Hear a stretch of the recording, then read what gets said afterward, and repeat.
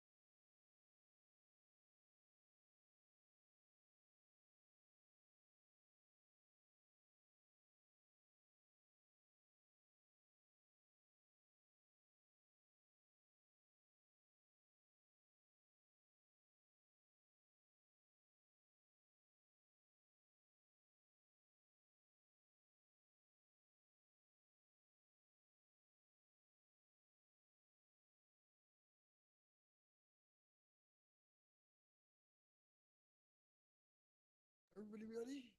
Sounds like. My name's Wilf Sullivan. I'm a trade union liaison officer for Stand Up to Racism. It's a bit weird actually. I was formerly the race equality officer for the TUC, so I had to come in here every day for 20 years. But 18 months ago, I managed to escape. And somebody said to me, "Well, what are you going to do now?" And I said, "I'll be able to do real trade unionism." So for me, this session is part of what I mean about doing real trade unionism. It's got God, I hate technology, you know. You think you sorted out what you're going to do. And I had the running order and everything up here a minute ago, and it's disappeared on me.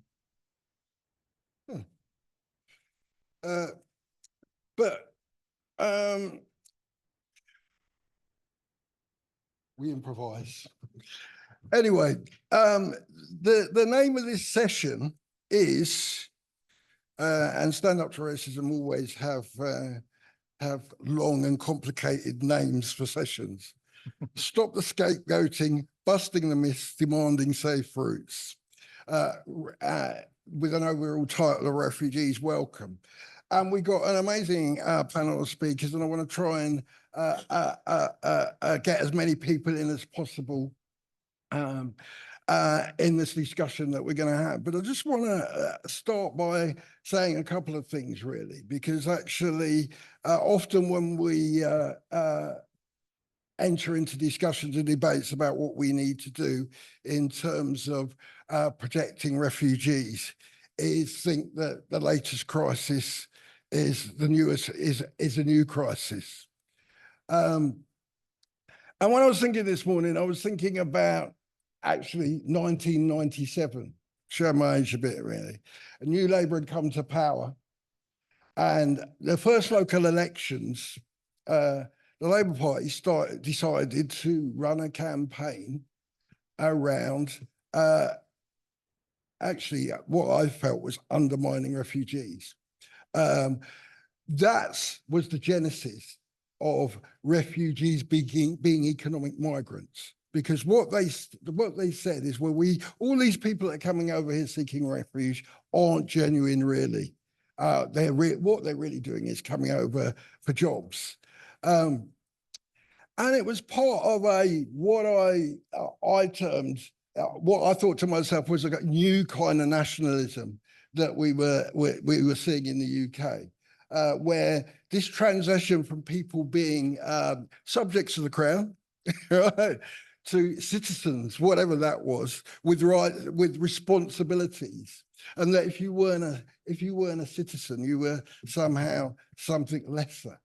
And we saw the growth of a refugee and an asylum system from that point, which for the first time in my lifetime introduced graduated rights for people in this country.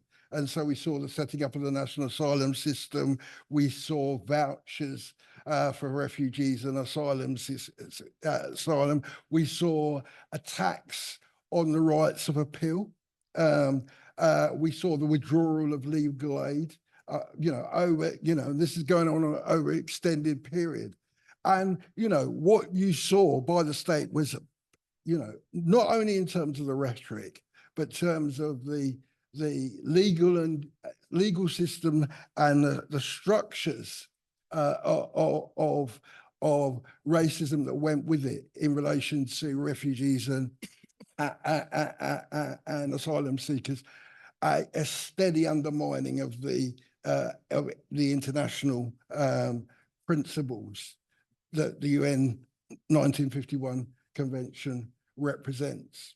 And we've got to a stage where that kind of racism has, if you like, come together with the rhetoric of the far right, who across the world have used the issue of refuge and migration as something to other people. And so we've got a major challenge, I think. not because of just what the Tories did in terms of Rwanda and a lot of the other horrendous policies where they took it up a notch, but where we now have got a government that still refuses to actually take on the challenge of saying to people, to the population, that people have a right to seek refuge. And that actually, if we call ourselves a civilized country, that we should be a refuge for those people in need. And in a world which, quite frankly, now I've retired and I get to look to the news a lot more in terms of war, climate change. The world's going to shit in a handbag, really, quite quickly. And we're going to see a lot more people having to move, a lot more people seeking refuge. And so we have a challenge, I think, to build a movement that says that actually this isn't a problem. It isn't a threat, right? That actually, as human beings, we have a responsibility to help our fellow human beings. So I'm going to stop there because I think, in terms of the subject matter, it's great that we've got international speakers. We're going to start off with an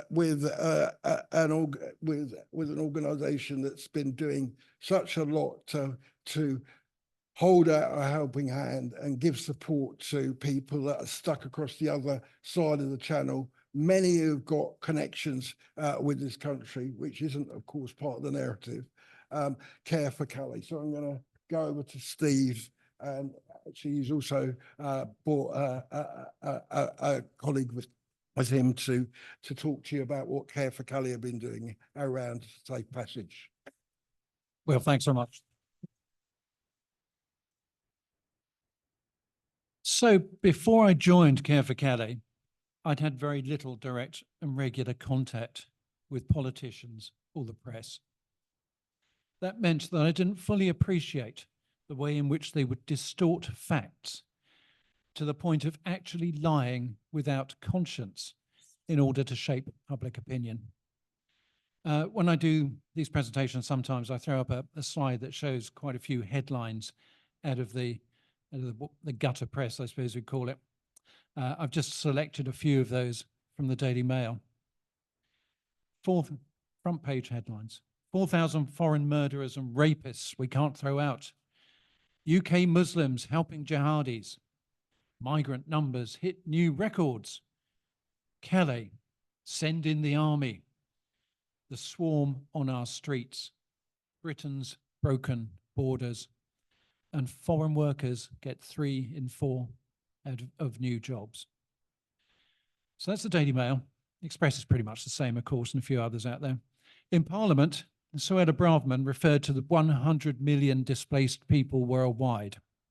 And she said, let's be clear, they're coming here. 100 million people, despite the fact that she knew damn well that 4 out of 5 refugees tend to stay in the country adjacent to the one they fled from because they want to go home.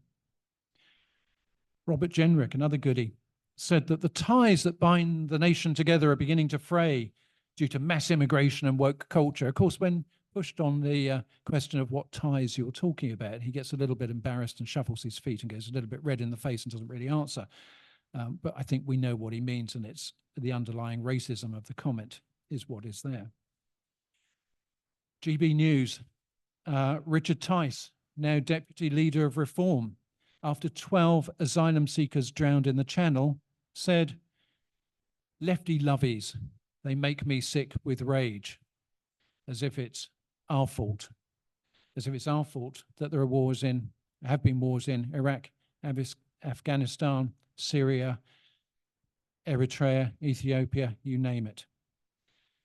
And of course, this is all the fault of charities like ours, like Care for Calais. As one of our biggest fans, Lee Anderson, said in Parliament, protected, of course, by parliamentary privilege, he said that on a recent trip to Calais with the Home Affairs Select Committee, recent, he means over 2 years ago, by the way, he saw hundreds of young men, it's always young men, isn't it, being helped by workers from the British Care for Calais charity He said he believed the migrants were being encouraged to make the dangerous crossing by being taught English by the volunteers. He further alleged that Care for Calais actively aids and abets illegal immigration. Apparently, we provide migrants in Europe with specific coordinates to reach Care for Calais, where we provide them with extensive support. And further protected by parliamentary privilege, he said, we give them new phones, data, shelter, and even set up schools to teach them English. They get them ready for crossing to the UK. So, for the avoidance of any doubt, I have to say this is absolute, and I'm going to use the B word, balderdash. You thought I was going to say bollocks, didn't you? We don't have bands of roaming volunteers touring refugee camps in Greece and Italy, all over Europe, handing out cards with coordinates to come to Care for Calais so that people could be handed out a pair of trainers and a pair of second-hand jeans.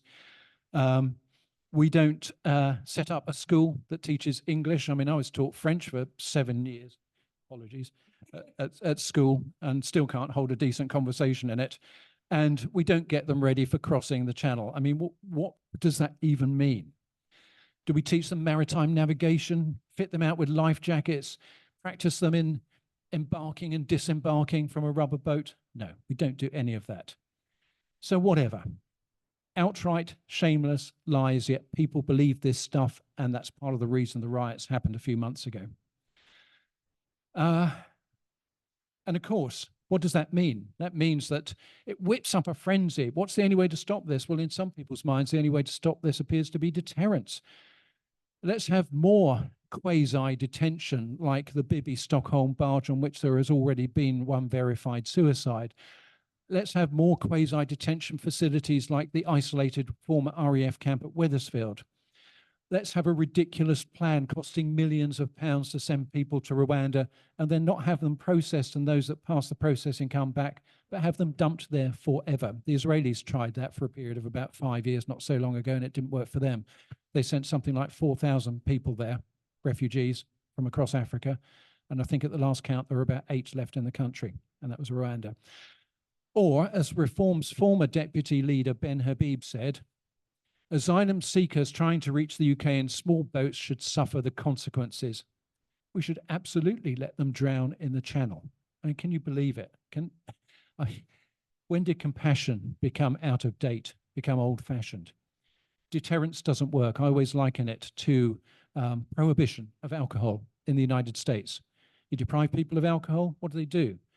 They go underground. They go to speakeasies, gangsterism springs up, Al Capone comes into being. And that's exactly what desperate people will do, and that's what's happening across the Channel. Desperate people fleeing war, conflict, violence, persecution, modern-day slavery, trafficking, torture will do desperate things because they have no other choice. So, in my view, safe routes are the only logical option. You don't see Ukrainian refugees dying in the Channel. You don't see Hong Kong Chinese dying in the Channel. That's because they have safe and regulated routes into the country. How would it work? Offshore screening, issue a visa, provide free and safe travel, conduct the formal asylum interview once people are in the UK, and allow them, for Christ's sake, to settle and get on with their lives. Because, let's face it, around 75% of asylum claims are authorized in any case. These are not, in most cases, economic migrants, as the press would have us believe. Most of them are, in fact, genuine refugees with a verifiable claim. They come from countries like Afghanistan, Eritrea, Ethiopia, Syria, Iraq, Iran. So, with safe routes in place, the demand for the people smugglers would drop exponentially. The bottom would drop out of the market. That's the way to stop it if anyone really seriously wants to stop it. If they're genuine about, oh, it's the deaths in the Channel that's really at our hearts. If they're genuine about that, that's the way to stop it. So to summarize, the press and the politicians have created a hostile environment by distorting facts and telling outright lies. These messages are inherently racist. They talk of the swarm and they talk of British values being undermined. And the way to stop the deaths in the Channel is not through deterrence. Safe routes are the only answer. And I'm about to hand over to Omar, my colleague, who's just walked to the back of the room. Omar. And to introduce Omar. Omar, let me say something else first. It's always about the numbers, isn't it? I was on the train coming up today and I saw the big headline, 98 people overcrowding one of the small boats coming across from Calais. It's always about the numbers. It's the numbers who drowned. It's the numbers on the boat. It's the numbers who came across the last month, the last 6 months, the last year. Omar has lived experience. So I want him to talk to you because this is what it's about. It's not about the charity. It's not about us. It's not about the politicians. It's not about media. It's people like Omar who have been fleeing desperately dangerous situations to get to safety. Over to you. Thank you. Good afternoon, everyone. I am Omar Karim, a human rights and politics activist. I am from occupied Balochistan. It's occupied by Pakistan and Iran. And I'm asylum seeker. I arrived in UK December 2022 and claim asylum. My entry was conducted in February 2024, and I received my BRP card on March 4, 2024, which led me to believe that my case had been accepted. However, 2 weeks later, I received my refusal letter. After 1 week, after 2 weeks, so OMAPES again said, please return your BRP card because we issued your BRP card. It was a mistake. So again, I immediately applied and decision, and I'm still waiting my court date. This situation has severely impacted my mental health, leaving me shocked and confused. Even my solicitor was at a loss to explain this unaccepted turn of event. So I just want to briefly about my journey, why I left Balochistan. My life was at risk in Balochistan, part of occupied by Pakistan. In 2010, during a protest on March 21st, the Pakistani army opened fire. I was shot twice, and while one bullet was removed, the other remained in my body. I fled Pakistan in 2018, moving to the UAE, where I spent 4.5 years. Fearing for my life again, I came to the UK. I just want to briefly share my experience in OMAP's accommodation. Since 2022, I have encountered numerous challenges in OMAP's accommodation. One significant incident involved discrimination by security guard who belittled me for being Baloch, suggests that Pakistani are superior.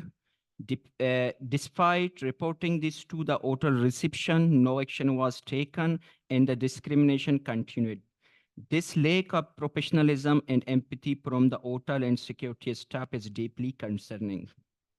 There have been an incident where the security measures and responses to issue have been inadequate. For example, I reported a safety concern to the hotel security, but they claimed it wasn't their responsibility to handle such issues. The receptionist was equally unhelpful despite continuing the police and requested them to check the CCTV footage. I was later informed that the CCTV was not functioning. It's the incident there I'm living now. This environment has left me living in constant fear and uncertainty. So about my medical, I suffer from a stomach issue and mental health problem. My GP provided me 4 letters to the OMAPES requesting accommodation where I can cook due to my diabetes and a stomach issue. The hotel food is unsuitable for my condition, and I have been unable to eat it since November 2023. Despite repeated call to migrant help, there has been no response from the OMAPES side. My inability to eat properly has worsened my physical and mental health, putting my life at risk. So these week's point highlights significant issue with this UK asylum system. There are thousands of people who are suffering due to this weak system. The unprofessional conduct and home office accommodation and the lack of adequate response to serious concern must be addressed. We must dispel the myth surrounding refugee and educate for safe routes and humanitarian treat for all those seeking refuge. Thank you.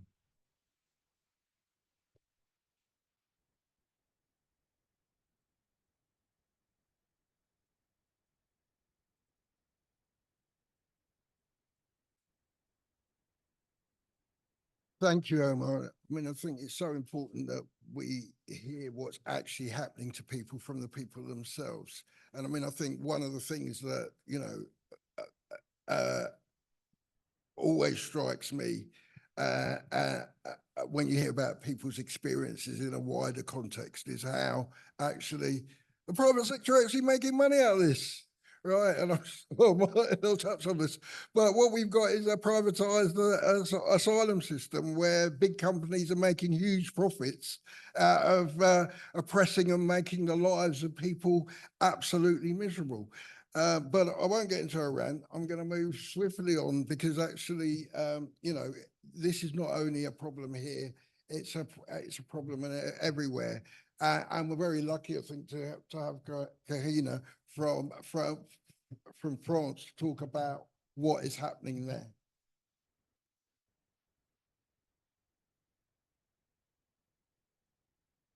Hello, so my name is Kahina. I came from Paris. I've also spent 6 months in Calais, but I think they've said everything that was needed to be said about this question. Today, I came here for something that is called La Marche des Solidarités, which is activists fighting with migrants, illegal immigrants, unaccompanied minors, undocumented workers. For years in France, the status of unaccompanied minors have been slightly different than here in the UK. When you arrive in France and you say you're a minor, you have to spend a minority exam, which is people asking you questions to decide if you are a real minor or you are a liar and you just want to profit from child protection services. And most of the time you spend the exam and they say, oh no, you're not a minor. And the only thing you can do is go to court, which takes 4 to 10 months. And between this time, since you are not considered either a minor or over 18, well, then you don't have access to housing. So you have to live in the streets. In France, we have huge camps, hundreds of unaccompanied minors sleeping in the streets of Paris, under bridges. And they don't have access to housing, but they also don't have access to school. They don't have access to health. They don't have access to public transport. And they depend only on charity or everything they can do to just feed themselves, found clothes and everything. For years, they just was living these conditions, these situations, and waiting to go to court so that the minority would be finally recognized. But a year ago, they said stop. And after an illegal evacuation of the camps they were living in a park, they started to be self-organized. And hundreds of unaccompanied minors decided to fight against the system that was putting them at risk all the time, everywhere. And they started to build a balance of power so strong against the city of Paris through protest and occupations of building that they've won 850 housings in a few months.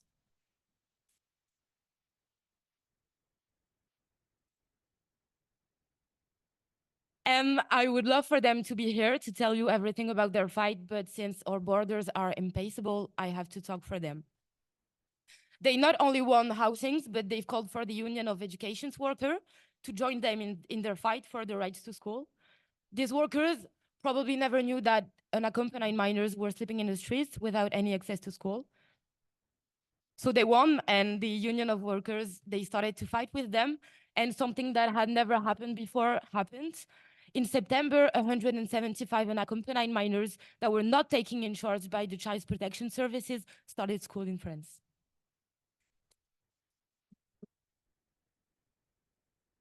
On their model, unaccompanied minors in every major city in the country started getting locally organized, and altogether they've created a few weeks ago the National Coordination of Organized Unaccompanied Minors, fighting not only with the unions and the workers, but more importantly, they started to fight with the organized undocumented migrants, saying that yeah, they were unaccompanied minors and they had revendications, but that the main problem was racism, was fascism, and was our migrations policies.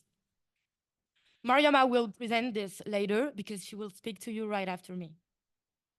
They've showed that the fight against racist rhetoric takes place locally. We fight in our cities, we fight in our neighborhoods, and that's how they started. They started because local activists came where they were sleeping and said, you cannot only depend on charity. What do you want to do? What do you want to do to stop the situation? What do you have to say? What are your revendications? Every time we're bounding with another organized group, we all become stronger.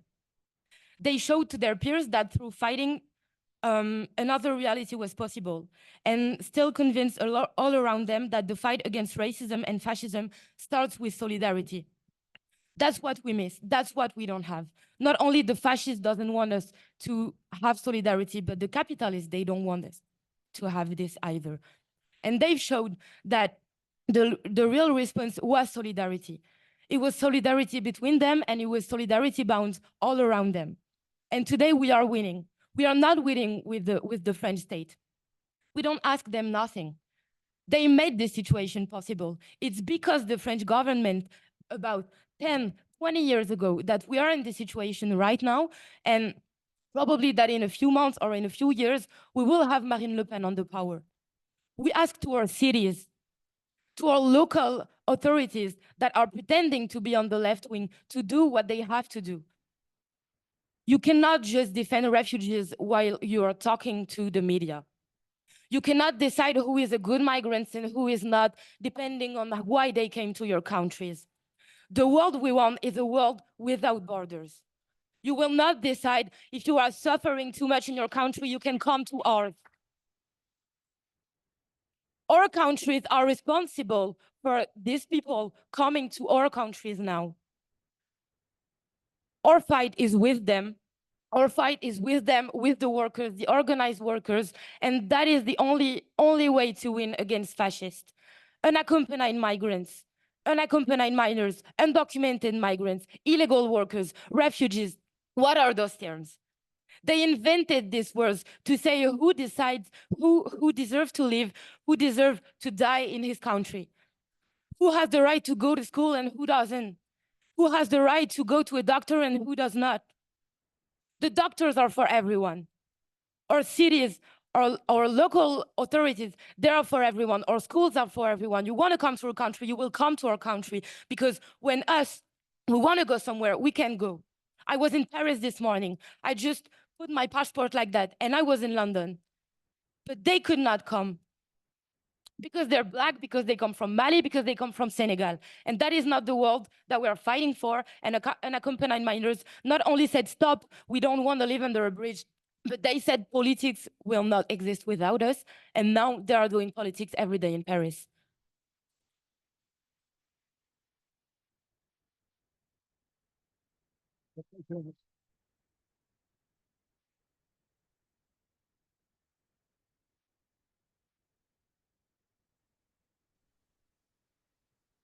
I'm going to go to Kahina's colleague Miriam, who's I hope is online.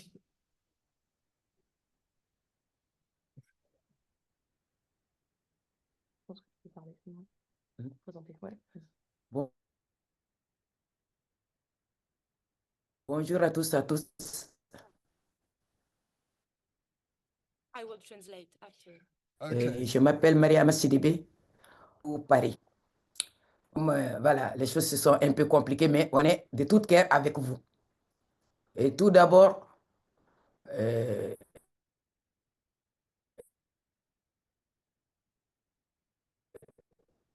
pour dire le sujet des migrants et migrantes, que ici, que ce soit ici à Paris, que ce soit à Londres, on est en train de nous diviser. Quand on dit un demandeur d'asile et un sans-papier qui a une différence, nous, on voit qu'il n'y a pas de différence parce que tant qu'il n'y a pas de papier, on est tous égaux. Parce que c'est le même combat qu'on amène ici. Nous, on ne voit pas de différence entre les mineurs isolés, que ce soit les mineurs isolés, que ce soit les demandeurs d'asile et les sans-papiers. Nous sommes tous des travailleurs et travailleuses. Et cette lutte, c'est pour nous tous. Et nous refusons d'être des criminels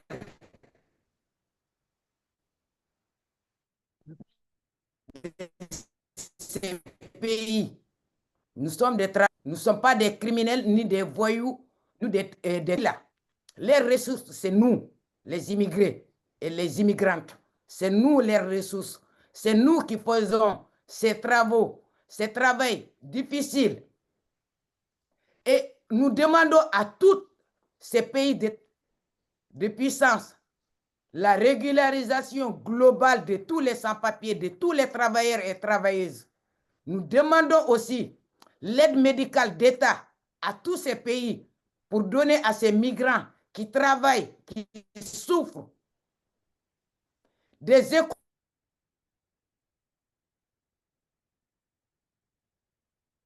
pour les mineurs, un toit pour tous ces travailleurs. Si ces pays oublient que eux, le moment qu'ils avaient besoin de ces main-d'œuvre, c'est eux qui partaient chercher ces main-d'œuvre de force. Et aujourd'hui, si on nous dit que nous sommes le misère de ces pays, nous refusons ces misères-là. Nous ne sommes pas des misères. C'est eux. Parce que c'est eux qui profitent de ce système. C'est eux qui profitent de nous. Ce n'est pas nous qui profitent. Qu'est-ce que nous gagnons? Nous ne gagnons rien. L'aide médicale d'État là qu'on nous donne, c'est le seul que les sans-papiers gagnent. Ils profitent, ils travaillent, ils cotisent. Mais est-ce que demain, la retraite de eux, demain, ils n'auront pas, ils n'ont pas de retraite, ils n'auront pas. On travaille pour les Français, qu'on le dise. Ils ne veulent pas qu'on le dise, mais on va le dire. Nous refusons de travailler pour les Français. Nous refusons de cotiser pour les Français. Parce que c'est notre SUTR. Cette discrimination, ça n'a pas débuté aujourd'hui. Ça fait des décennies. Nos grands-parents, ils ont vécu dans ça. Nos parents, ils ont vécu dans ça. Et nous aussi, on est en train de continuer. On ne peut pas. On refuse maintenant. Nos enfants sont en train de prendre le relais. Et ça, cette bataille, nous allons tous s'y mettre dedans. Nous allons nous battre jusqu'au bout. Avoir ce qu'on vit. Parce que nous demandons la liberté, égalité. Nous demandons l'installation de tout le monde. On veut vivre comme tout le monde. Que ce soit ici à Paris, que ce soit en France, que ce soit aux États-Unis, que ce soit en Bretagne, à Londres. C'est cette liberté-là qu'on demande. Et nous sommes de tout cœur avec vous. Nous nous battrons tous ensemble. Qu'on donne la main, nous travaillons tous ensemble. Qu'on se communique pour que ces batailles-là soient allées plus loin. Nous demandons à l'Union européenne, nous demandons un grève générale de tous les travailleurs et travailleuses. Parce que nous sommes maintenant au mur. Nous refusons. Il n'y a plus de régularisation. Il n'y a plus de renouvellement. Tous les guichets sont fermés. Nous demandons l'ouverture de ces guichets. Nous demandons l'ouverture des frontières, de toutes les frontières. C'est ça que nous demandons. Parce qu'on ne veut plus que la mer soit le cimetière, que ça continue. Nous ne voulons plus la mort de nos maris, de nos frères, de nos sœurs, de nos enfants. Nous refusons cette mer. Nous refusons. Nous demandons l'ouverture de toutes les frontières. S'ils refusent, nous n'allons pas baisser nos bras. Nous continuerons à se battre. Parce que c'est nous la richesse de ces pays. C'est nous qui se réveillent à 4 heures du matin, à 5 heures du matin. Nous rentrons tard. On n'arrive même pas à avoir le 1200 € dans le mois. Tu vas à la retraite, qu'est-ce que on te donne? C'est toi seul qui sais. Tu ne peux pas expliquer que nous refusons maintenant cette maltraitance. Nous refusons tout ça. Maintenant que nous travaillons tous ensemble, c'est ça que nous demandons. Merci beaucoup. Et la lutte continue. Ce n'est que le début. Si le gouvernement dit ces derniers mots, nous, les sans-papiers, nous, les jeunes mineurs, nous, les réfugiés politiques, nous refusons, nous n'avons pas dit notre dernier mot. Nous n'avons pas dit notre dernier mot. Notre dernier mot, le moment venir, on le dira, on le mettra sur la table. Merci beaucoup. La lutte continue. Bonne journée.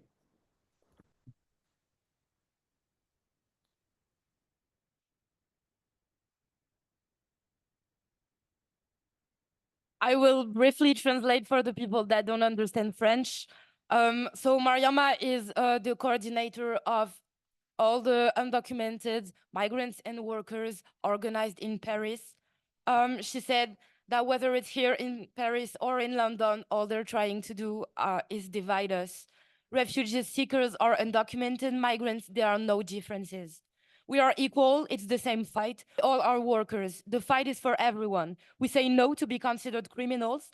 Is it that we are doing hard jobs? We say no to all the powers. We ask for health cover for all, documents for all, schools for all. The countries forget that they came to our countries begging us to come work in Europe. They are taking advantage of us, and they have done this for years. What do we win in this situation? We work, we pay taxes, but we won't have access to any social rights. We're working for the French citizens. They'd want us to say it, but now we do, we will say it. We refuse to work and pay taxes only for the French citizens. It's been years. Our grandparents and parents have lived this situation. Now we say no. Our kids are entering the fight. We ask for freedom and equality. We ask for freedom of movement. Wherever we want to go, we should be able to. We have to work all together. Paris, London, all we need is a general strike of the workers in all Europe.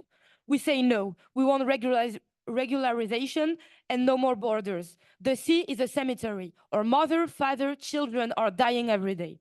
We won't give up. We will fight. The wealth of the countries in Europe are made on us. We start at 4 a.m. in the morning and we don't even have the minimum wage to live. We say no to all of this. It's only the beginning. Us, migrants, refugees, minors, we are not done.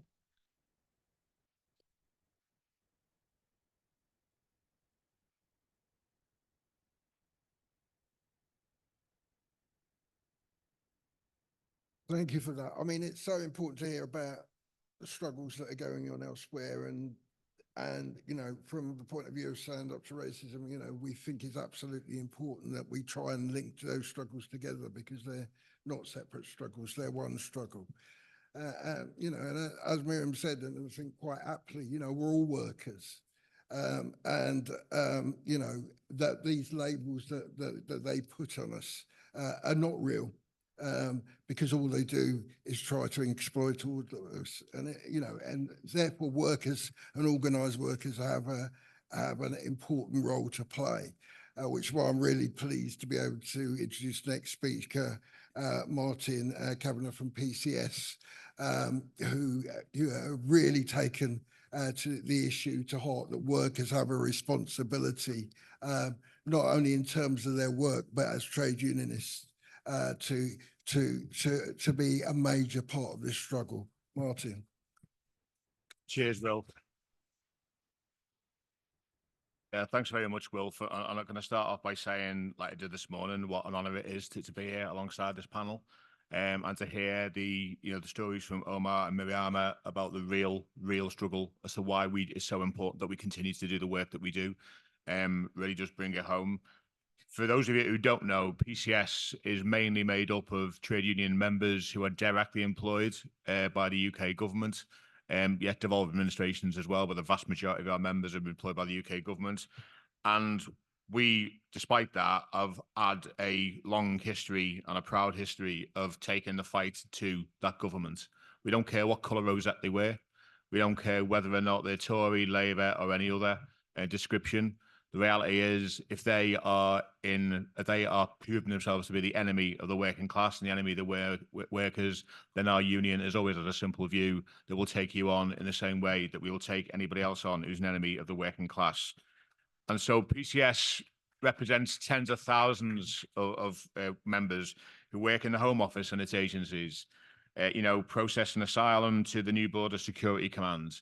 But very much linked to the point I made just a second ago about the importance of challenging government.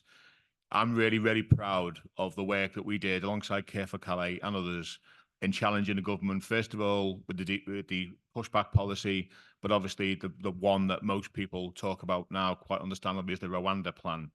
And so what we looked to do with the Rwanda plan was to absolutely smash it. It's as simple as that, because we knew that we had a moral obligation as well as an obligation to our members to challenge that at the highest level that we possibly could.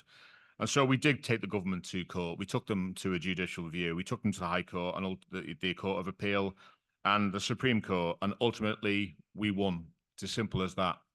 And before that, we worked with Care for Calais Channel Rescue to force the government to withdraw plans to implement the pushback policy. And can I just say that when Priti Patel, who was then the Home Secretary, first of all announced that, it wasn't the National Executive Committee who made a decision to challenge it because we thought it was morally the right thing to do. Our members in the border force came to us and they went, not on our watch. We are absolutely not prepared to either put ourselves or others at risk. And they were quite clear. They gave us the evidence to mount alongside Care for Calais and others that legal challenge. They came to us to say what it was like on the front line, what they were being expected to do. And they had no doubt, our members had no doubt whatsoever, that what they were being expected to do was not to push people back into danger, was to push people back into death. That is as simple as that. And that's why we were absolutely right to challenge the government and why we were absolutely right to take on them and defeat them. But I think it's also important to remember that alongside those policies of governments that, and we will continue to do that. We'll continue where we believe our members have been asked to break the law. We will continue to challenge the government using legal routes, but also industrial routes if we can and we need to. Not because we just want to protect our members and those they're there to provide vital services for and support, but because we believe we have a moral duty, because our values are dead simple. Yes, support our members, but our values of solidarity, of equality, and of human rights have to be at the forefront of what we're about. But alongside those policies, we also see some absolutely disgusting rhetoric, and we've already heard it today. Steve came out quite rightly with, chapter and verse and quote after quote of the type of things that we hear from mainstream politicians, from the mainstream media. In this day and age, really, can we in any way, shape, or form find it acceptable that even only last week we heard from Jeremy Corbyn in the opening plenary session, the narrative that was being used in our Parliament in Westminster was despicable, and he asked the question, "Where's the humanity?" And that has to be our continuous question. And if the politicians aren't going to provide it, then we're going to have to provide it. It's as simple as that. And so when we saw this year, and we know what it can lead to. When we saw this year really ended the summer with the riots, that was on the back of, I believe, a decade or more of the narrative and the rhetoric, scapegoating migrants for everything that is wrong with this country. Scapegoating migrants because it's them who are taking your jobs. Scapegoating migrants because it's them who are taking your, places in hotels and hospitals. Scapegoating migrants because it's them who's stealing your houses and your homes off you. And they use this narrative, don't they, about economic migrants. Well, it seems to me the only real people who would benefit economically from the whole migration system are, yes, those people gangs who are clearly making a profit out of it, but actually the government themselves and the £1 billion contracts that they give out to private companies to, be security in these places and these centres, Home Office centres. As Omar quite rightly said earlier on, the treatment that he received at the hands of a privatized security is a disgrace. And every government who hears examples of that should absolutely be saying, what the hell are we presiding over? And we believe as a union strongly, and this is why we are determined to keep Labour to its promise of the mass insourcing. We believe that if public sector workers were doing those jobs, if public sector workers were providing that support and that help for refugees, then we would not be seeing the same sort of disgraceful treatment of those refugees. So really, just in closing, I will say a few things. First of all, in relation to the debate itself, Trump now in, yeah, we had a big debate about that in the opening plenary, so I'm not going to go on about that. But we know that the narrative, therefore, will become even more hyped up. We know that because we saw it last time, that when he was talking about build the wall, our then Tory government used the phrase stop the boats. They always go for the three-word slogan, don't they? And now it's stop the gangs. And they're always picking up on these slogans. But when they're doing that, and when they're saying those, making those quotes and making up these sort of narratives, the rhetoric about invasions and replacement theories and, you know, invasions, that is absolutely what we have got to continue to fight against. So here in the UK, I think we have to now welcome the fact that the Labour government have committed to scrapping the Rwanda plan. I understand it's still on the statute books, so we can't celebrate yet until it's gone and been placed in the bin. Then we absolutely have to keep reminding Labour that that has to go. I have no doubt that it will. So that's clearly a positive news. And we welcome as a union the extra money and the extra resource that the government has promised to put in to processing the backlog of asylum claims. But the reality is that is nowhere near enough. And it was stated earlier on, and we have to keep absolutely hammering this point home, until that they start understanding that you don't deal with the issues of asylum, you don't deal with the issues of refugees by making it more difficult for people to flee persecution and oppression. You do it by offering safe passage, you do it by offering safe routes, you do it by giving the proper resourcing and staffing and the general public support for people who are coming here. And somebody mentioned in the earlier workshop with the trade unions a really important point that, you know, not perhaps many people know about, but it's becoming a real big problem in UK civil service right now, and that is the visa sponsorship scheme. Because when they're talking about, you know, we want to try and provide more staff so we can process these asylum claims. Currently, just in the Department for Work and Pensions alone, there's around about 2,000 staff who are likely to lose their sponsorship because they're not paid enough by the UK government to stay in that work. Their salary is too low. It is therefore doesn't meet the threshold that came in last April. And as a result of that, they're likely to have their jobs removed from them, probably their homes and their livelihoods, and they then will be back in that same asylum trap again. So this is bigger than just the safe routes policy. This is an entire attack that we are facing from a government. It's an entire attack we're facing from the politicians. And the final thing I would say is this: when we're serious about building coalitions and organizations, we can't just say it, we have to absolutely do it. I believe that our union did that with the pushback policy and the Rwanda. We're doing it now. We want to launch a campaign, both politically and potentially legally, about the visa sponsorship scheme. And that is something that we'll continue to pursue. But we have to be clear about this, that the narrative that is being used to demonize those who are fleeing persecution and oppression for decades has to stop. And our narrative has to be one that shows that actually we can and should always welcome refugees. So a very simple thing in the very final comment is that if we're being serious about doing the work and continuing the work that we do, our coalition needs to grow and grow and grow. Yes, we need the full weight of the TUC behind it. We absolutely do. We need every single trade union to take ownership of it, because it can't just be PCS and PCS members that are going to be impacted by the visa sponsorship scheme. There must be workers in every single trade union who aren't paid anywhere near enough to meet the new thresholds and therefore are going to be put at risk. But we can't leave it to the government. So we absolutely have to coordinate. We have to absolutely have to be ready to fight the argument, put the arguments forward, and at the same time do everything we said in the opening plenary about fighting anti-fascism, anti-racism, getting our narrative across so the rhetoric becomes a positive one and a hope. And it's no coincidence, is it, that the previous government set those thresholds at that level that they did, because they know if they'd have set them even higher, then it would have brought the NHS to a grinding halt. It probably would have brought the education and local authorities to a grinding halt. They've deliberately set it so low because they want to impoverish the most impoverished. Absolutely disgraceful. We'll continue to fight against it. I hope you join us in that fight.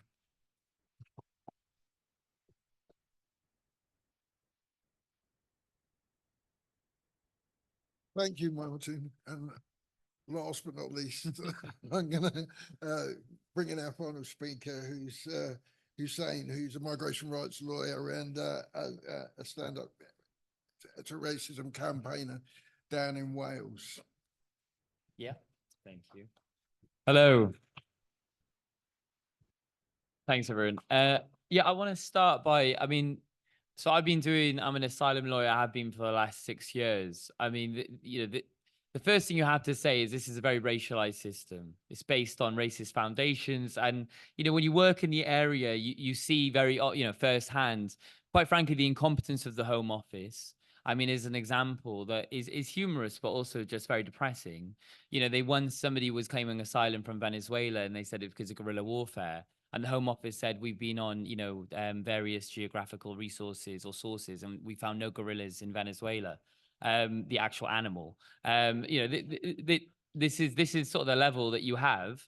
And the Home Office have been criticised for this. They've been criticised for a long time around this, and the way in which the system works. A lot of people talk about asylum seekers getting loads of money and all this rubbish. Let's put it straight. If you are an asylum seeker and you come to the UK, for example, and you are refused, and then you are refused at appeal, you are then called appeal rights exhausted. At that point, where you've had your interview, Home Office refusal, and then refusal from the court, you have no ability to get any support. You are legitimately just on the street. And this is a tactic from the Home Office. It's the hostile environment, as we know. It is to make it so bad that you will voluntarily return to the country where you might be killed. And there's numerous organizations that talk about the culture of disbelief in the Home Office, whether that comes to torture victims or whether that comes to LGBT individuals. And frankly, we talk about the Home Office, and rightly so. But this is a legal system that is, again, entrenched in racism and law that is entrenched in oppression. Judges aren't much better. I had a client of mine from Kuwait, LGBT, and the judge refused them because they couldn't give a good enough answer to how they would identify a gay person in Kuwait. And because they said, oh, well, I don't know, maybe like the way they dress, they were like, well, that's implausible. This is the level of what judges are like. This is not an example that is niche or, unfounded. This is something that lawyers in the sector talk about quite often. The standard of decisions is really poor. And the standard of, the law in which they're actually taking it from is again, it's not fit for purpose. And people have mentioned climate change. There's something to be said about that. There's no such thing in our law, whether that's refugee protection, human rights protection, or humanitarian protection, the different facets of human rights law that actually cover climate change. Which talks to the very nature of what do we mean when we say asylum seeker and refugee and migrant. When it comes to the world and how awful it is, we mention it all the time. People coming here because of poverty, people coming here from climate change, they are in themselves refugees, are they not? They are fleeing from awful environments for a better life. But they will call them economic migrants. And these are all, of course, political terms. And it's something, again, to be said around, and has been mentioned by, a previous speaker, around the power of a passport. I'm from Iraq, for example. My auntie is a refugee, or was a refugee in America. She sadly passed, had brain cancer. We wanted my auntie from Iraq to go over to look after her. We could not get past the visit visa, part of the system, because they kept saying that my auntie will want to stay in the USA. So what happened was we had to get my auntie, who was suffering from brain cancer, to Iraq to then live her last few months in Iraq in a war-torn country where the hospital and the medical system has been decimated, and she could not see her children, etc., because they have work. They couldn't just go to Iraq for like 3-4 months. So this is the brutality of the system, and this is when I say based on racist foundations, it's based on the colonial present, not the colonial past. It's based on why, for example, Ukrainians, as been mentioned, have a safe route to the UK, but why Sudanese people, for example, do not have safe routes to the UK. And it's not a coincidence that who colonized Sudan, the United Kingdom that you know sit in right this very moment. So, you know, I want to, I guess, you know, that you can go on about, you know, the awful system forever, to be honest with you. But I want to inject, I guess, a political question that a speaker has already touched on. You know, what is borders, or what are borders?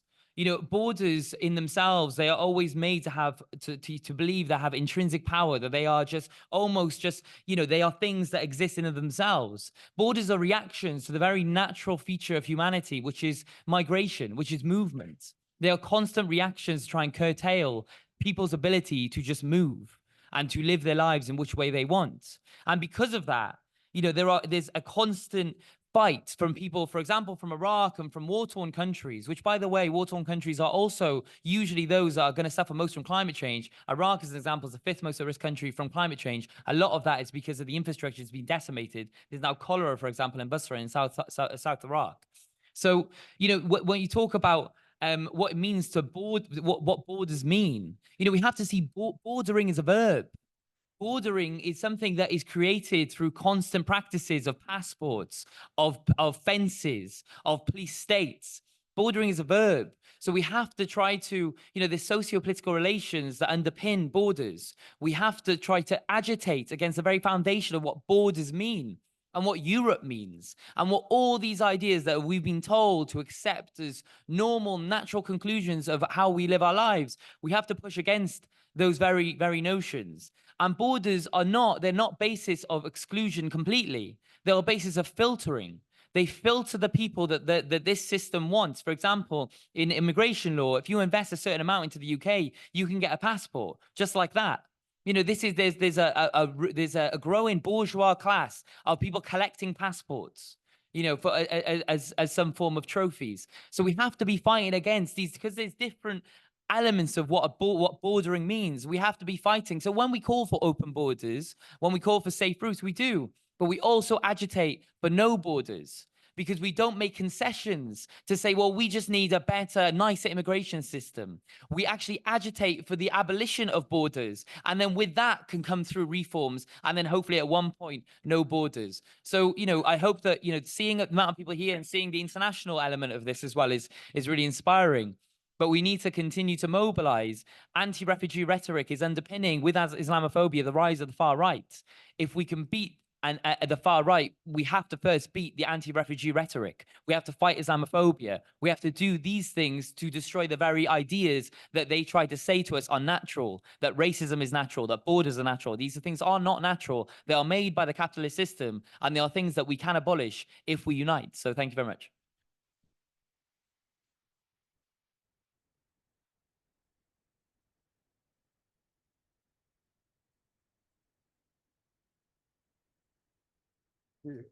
Thank you for that. I thought we'd have time to have some contributions from the floor, but we haven't. Right, and I'm a bit of a stickler for time. So I know I've got my notes. Ulrika needs to say something. So before we finish, I'll let Ulrika say whatever it was. This is from the floor.